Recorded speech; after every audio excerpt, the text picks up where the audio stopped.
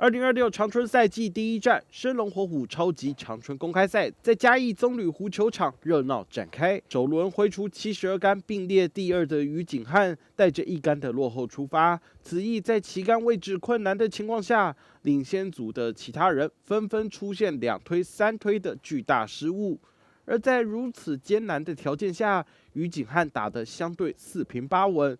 前9洞打出2只小鸟，只有1个 bogey， 后9洞更是在起风的情况下表现更加稳定，打了8个 par， 并在第13洞抓到小鸟，挥出35杆。加上其他选手表现不理想的情况下，最终就靠着本轮 even 的72杆，以5杆之差逆转夺下长春生涯首冠，更是睽违33年的第1胜。